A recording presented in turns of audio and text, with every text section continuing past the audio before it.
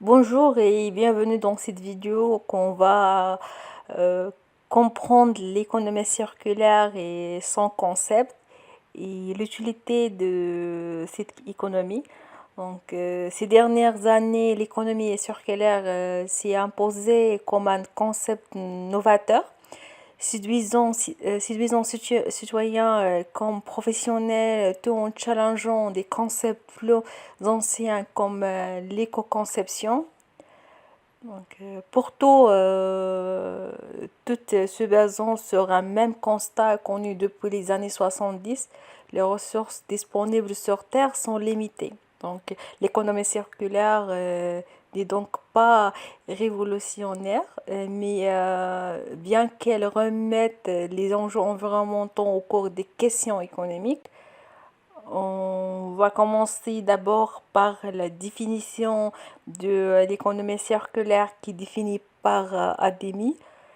Et après, on va attaquer les sept piliers.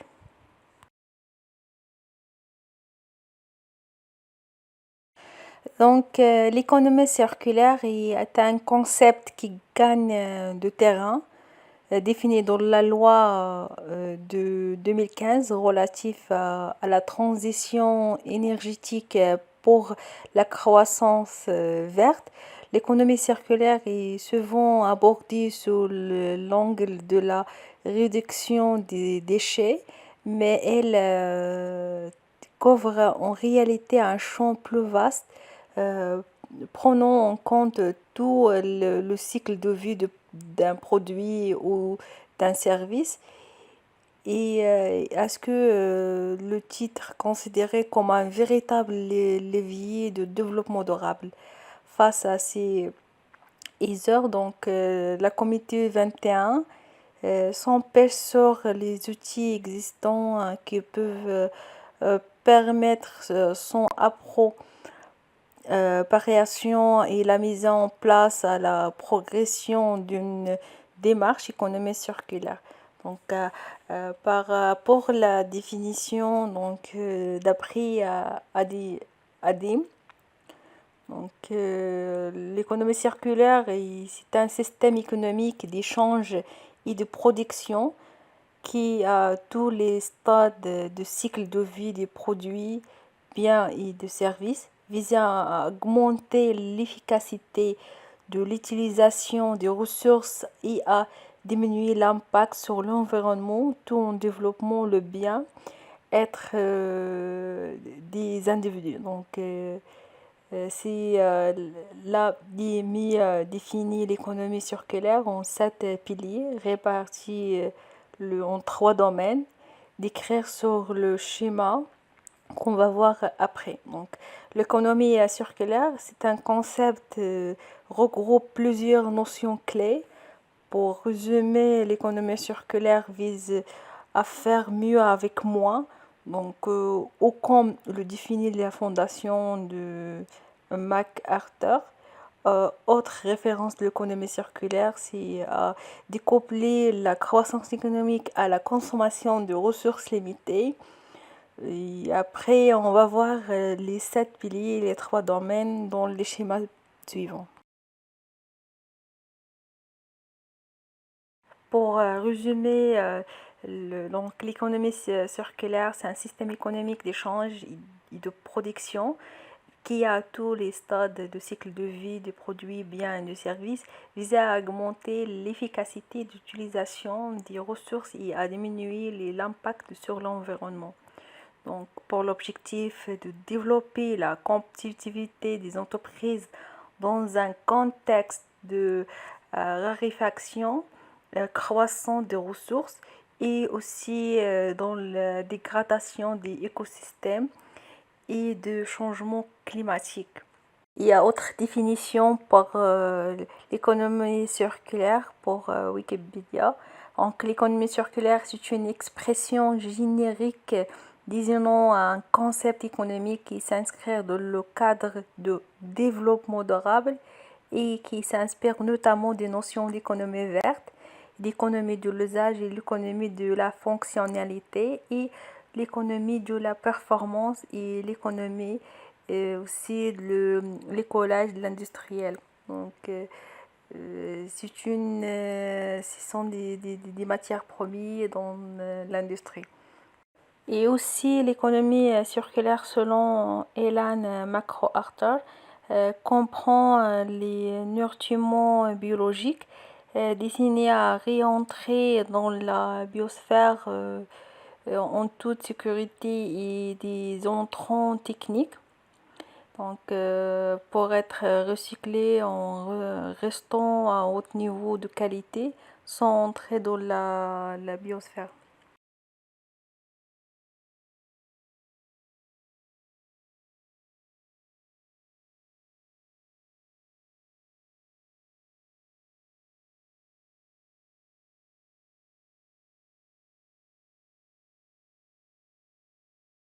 Par rapport à l'économie circulaire a du multiple impact, maîtriser, ralentir exploitation de ressources naturelles en voie d'épuisement, éviter les abus et des dérivés.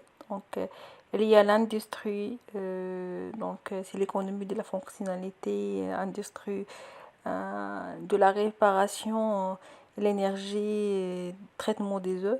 Donc, agriculture, il y a l'agriculture biologique, il y a élevage, traitement des déchets.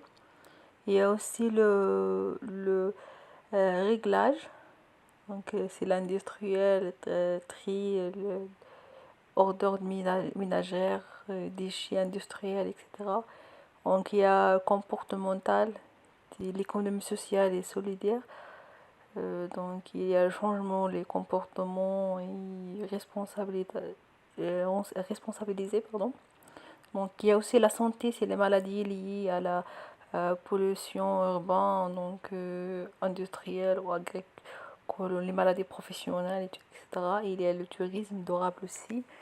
Et concernant le tourisme durable, c'est une expression décrit généralement toutes les formes de tourisme alternatives qui respectent, préservent et mettent durablement en valeur les ressources patrimoniales, comme par exemple naturelles, culturelles et sociales, d'un territoire à l'attention des touristes touristiques aux manières de minimiser les impacts négatifs. Si on pose la question comment on peut développer le tourisme durable, il y a trois étapes clés pour devenir une destination de tourisme durable. La première étape, c'est porter une ambiance politique de développement durable, commençant par une vision, une ambition de la part des élus locaux et de directeurs.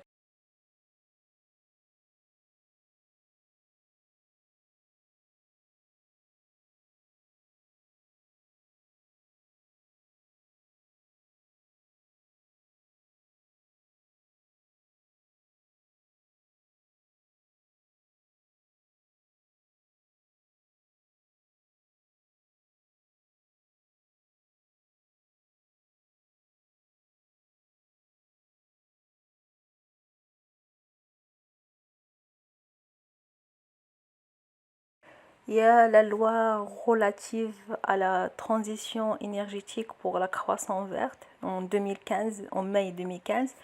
Il dit que l'économie circulaire fait son entrée dans la loi et qu'elle a défini comme un objectif national. La priorité est mise sur les déchets, notamment au travers des objectifs suivants. Donc, première, c'est prévention des déchets, réduire à 10% les quantités des déchets ménagers et assimiler et à stabiliser les quantités de déchets et l'activité économique produit en 2020 par rapport à 2010.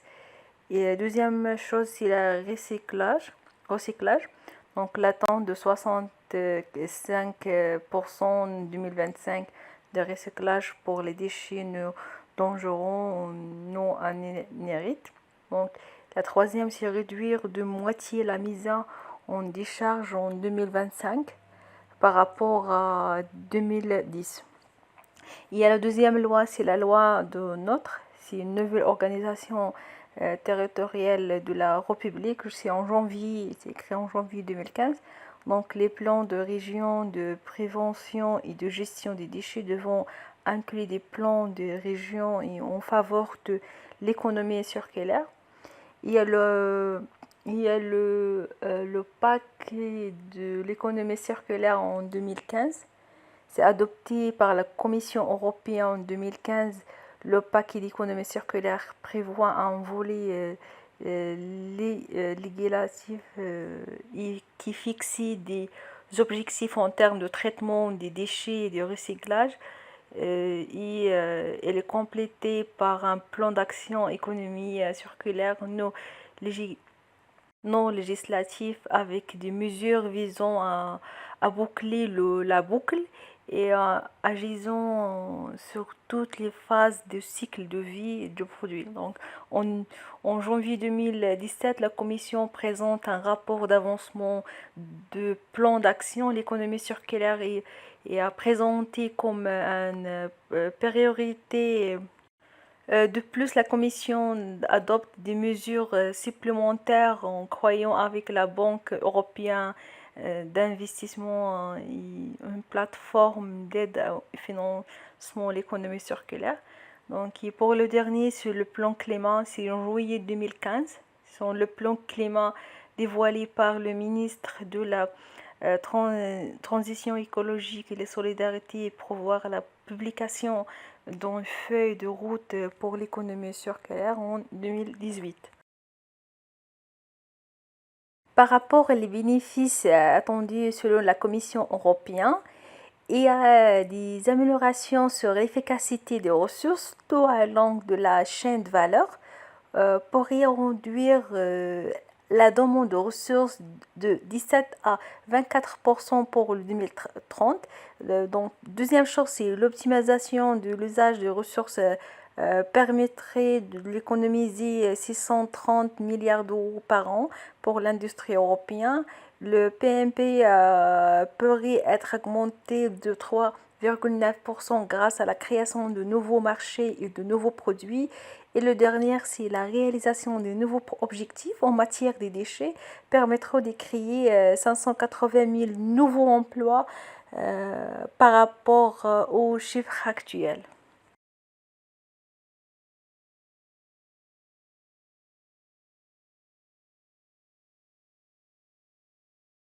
Ovalec, c'est un nouveau outil d'évaluation environnementale pour contextualiser la conception des bâtiments actuellement.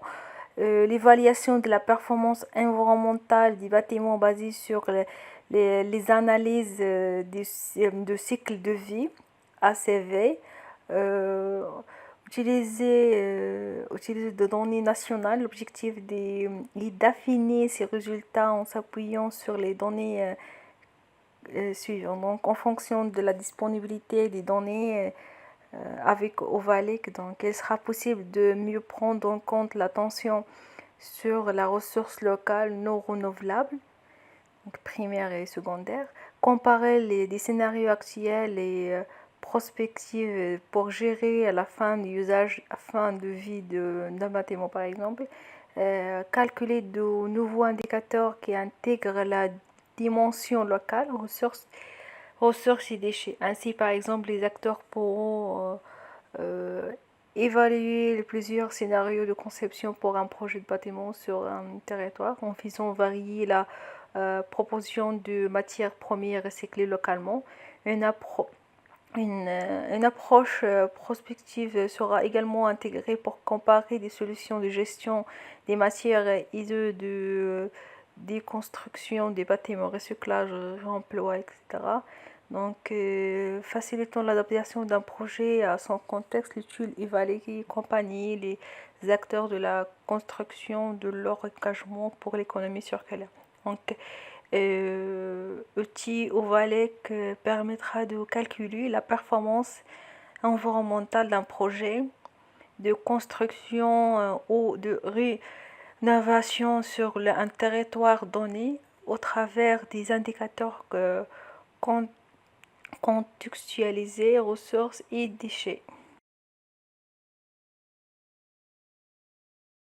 Pour les principaux pays qui pratiquent l'économie circulaire et le recyclage, il y a la Chine, donc qui est sans doute le premier pays où le recyclage est pratiqué à grande échelle, mais où ces pratiques sont plus ou moins bien légalement encadrées, laissant la place à des abus divers souvent stigmatisés dans de nombreux écrits, qu'elles soient techniques ou polémiques.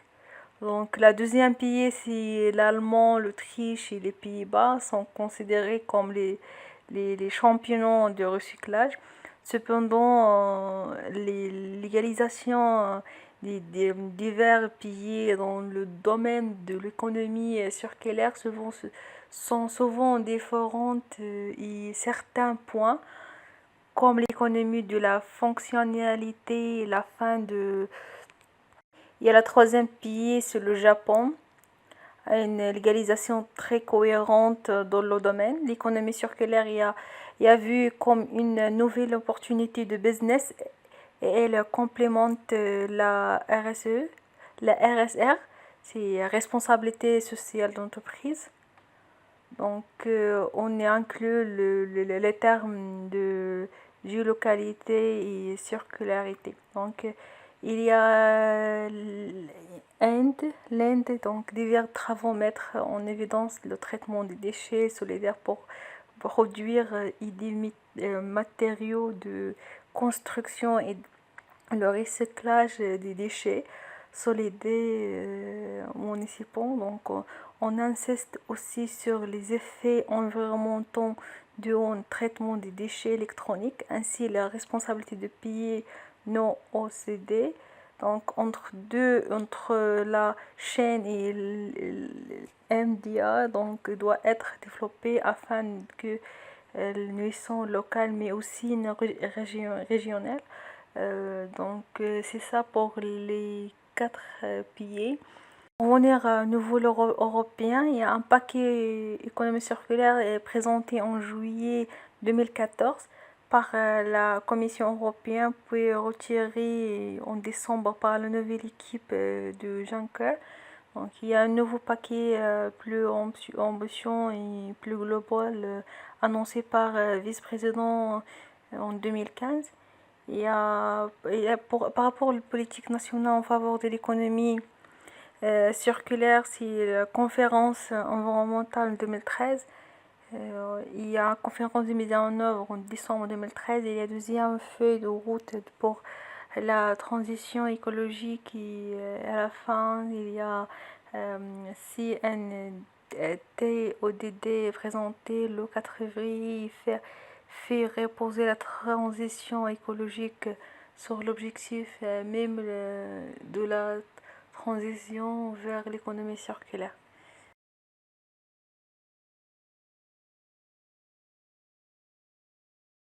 Pour l'écologie industrielle et territoriale, il y a un mode d'organisation inter-entreprise basé sur des échanges de matière et d'énergie et c'est une mutualisation des besoins à l'image de relations interespèces observées dans l'écosystème naturel.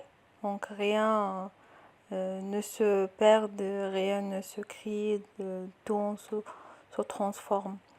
Donc il y a trois. Donc la réutilisation entre les entreprises de collectivités et des sous-produits. Donc deuxième, c'est la création des synergies et mutualisation des moyens entre les entreprises, achats, services, utilités, ressources humaines. Il y a l'action commune et économie collaborative à la fin de communication filiale, groupe, entreprise internationale, etc.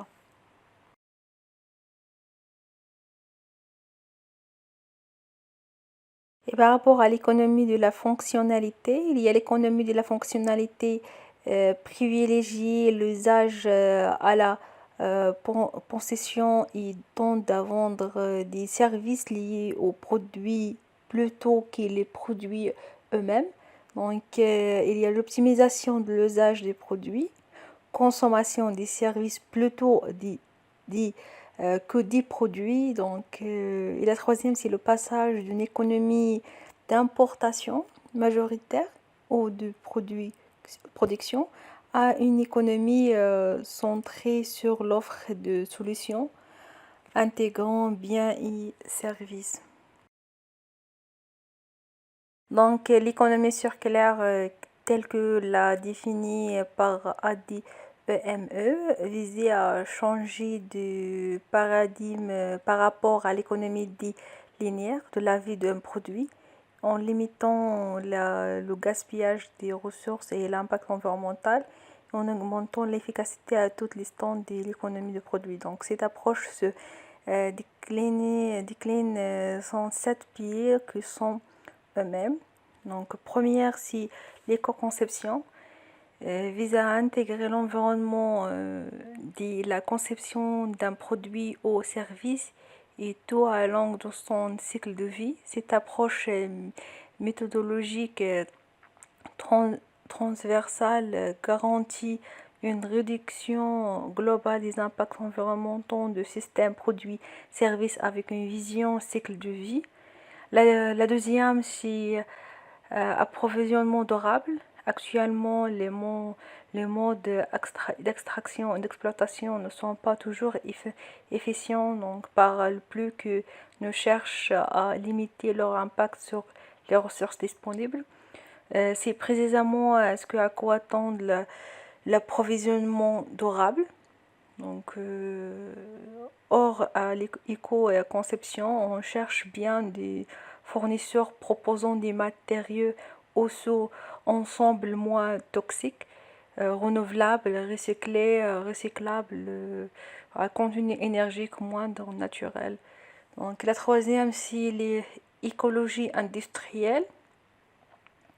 Afin de prévenir le gaspillage des ressources, l'écologie industrielle favorise la symbiose entre l'entreprise d'un même territoire dans le but que les déchets des uns dont viennent les matières premières des autres. Donc, l'un des axes de travail de l'éco-conception et le contrôle des flux de matière, quel que soit un intrant ou un extrant. La provenance des matières et des énergies sur couvert et approvisionnement durable, et donc bien que préoccupation comme aux deux approches. Donc la quatrième, c'est l'économie de la fonctionnalité. C'est l'économie de la fonctionnalité, c'est privilégier l'usage de la proportion de produits en vendant une performance plutôt qu'un produit. Donc ce nouveau modèle déconnecter la croissance économique et la consommation de ressources, toutefois n'est pas toujours gage de diminution des impacts environnementaux. Donc, si l'économie de la fonctionnalité jouit sur de nouveaux modèles économiques liés à l'usage, ce dernier s'appuie bien sûr des produits et des infrastructures. Donc, l'éco-conception, pour sa part, est garante de la prise en compte de l'environnement dans la conception de produits en service, quel que soit le modèle économique choisi. Donc, on peut donc imaginer que l'alliance entre l'économie de la fonctionnalité et conception, c'est un ticket gagnant. Donc, pour cinquième, c'est la consommation responsable. Le défi est c'est les acheteurs, utilisateurs, que le caractère éco d'un produit ne dégrade ni les qualités fonctionnelles ni son prix. Un produit éco mais qui ne se vend pas n'a aucun intérêt environnemental. L'éco-conception a pour finalité que l'offre responsable soit crédible aux yeux du plus grand nombre de sortes quel que soit. Donc il y a le sixième, pardon, allènement de la durée de l'usage. Donc c'est là encore ce principe participe d'une démarche éco-conception, puisque l'allènement ou allongement de la durée de vie est d'une stratégie le plus efficace pour réduire l'impact d'un produit. Et elle soulève cependant des questions importantes et complexes. Quelle est la bonne durée de vie d'un produit en fait, pour certains produits, les évolutions technologiques rendent les produits nouveaux bien plus vertueux. Donc le dernier, c'est le recyclage. Enfin, la réception pour la fin de vie, également une stratégie à part entière de l'éco-conception. Néanmoins, l'existence des nuances à prendre en compte dans l'application de la valorisation de produits. Si l'économie circulaire vise un recyclage à 100%, donc ce n'est pas toujours la solution optimale pour l'environnement, car les processus de recyclage ont des impacts environnementaux que ne doit pas exister ceux de la matière vierge éviter. Donc l'éco-conception tient en considération ces comprimés. Donc pour résumer, on peut analyser l'économie circulaire sans la conforter à des concepts souvent très proches, ceux de développement durable et économie verte. Ces trois notions ont toutes une portée très large visant à faire évaluer les sociétés humaines pour enfin assurer leur pérennité.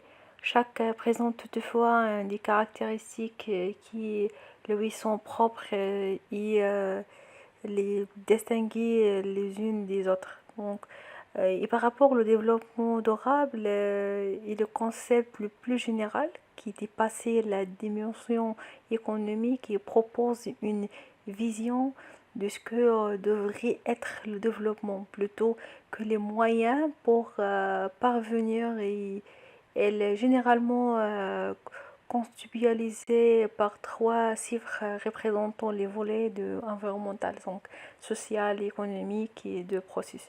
Mais elle est intéressante de rappeler sa définition originale. Donc, le développement durable, c'est un développement qui répond aux besoins de présent sans compromettre la capacité des générations futures de répondre aux leurs de concepts sont inhérents à cette notion. Le concept de besoin et le plus particulièrement des besoins essentiels est plus diminué.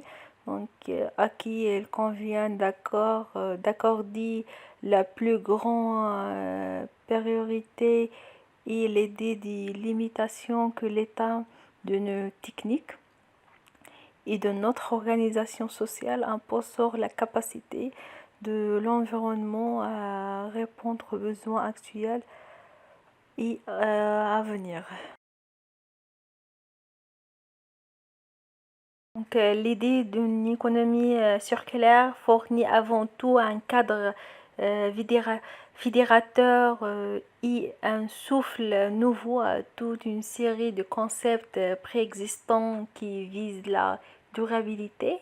Elle propose des outils et des modèles d'affaires ne pas nouveaux, mais qui, lorsque les prend ensemble, on peut les articule dans une perspective de circularité, offre un objectif ambition admirable. Donc, ainsi, avec une économie circulaire, les entreprises et les consommateurs ne sont plus vus comme responsable de tous les maux, donc, mais comme porteur des solutions grâce à l'innovation et à la collaboration. Donc, l'économie circulaire peut alors être portée par les entreprises qui voyaient le moyen de réconcilier la réalité des affaires et leurs responsabilités sociales. Même si dans les cas où il mise en œuvre l'économie circulaire repose presque exclusivement sur des idées qui existent indépendamment d'elles.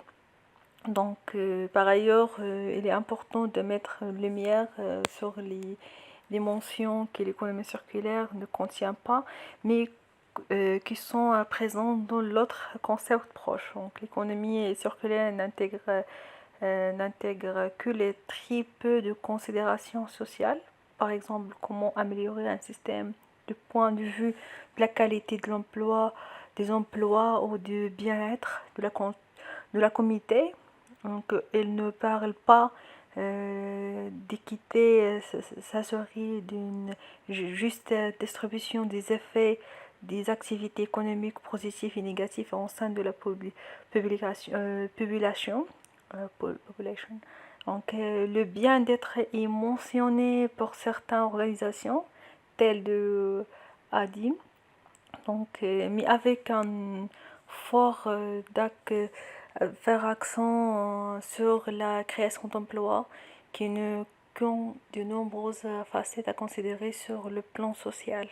Et en ce qui concerne la prise en compte de l'environnement, de nombreuses approches existent. Elles visent à examiner les enjeux sous différents angles afin de comprendre tout tant leur effet direct et c'est là il propose des solutions, etc. Donc, si l'économie circulaire va-t-elle évaluer pour inclure au centre de sa définition des considérations sociales et aussi l'équité et d'autres notions aujourd'hui absentes, on va-t-elle les laisser de côté?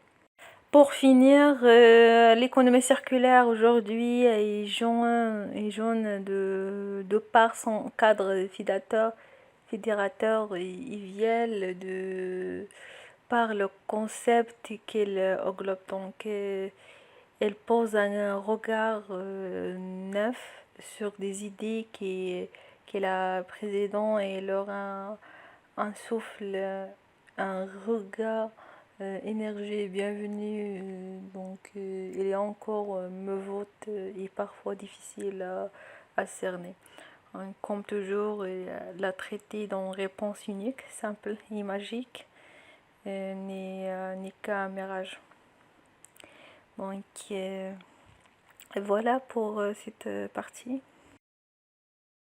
Et par rapport à les effets positifs sur notre planète après le confinement au coronavirus, donc il y a beaucoup des effets positifs. Première, c'est la planète respire à nouveau.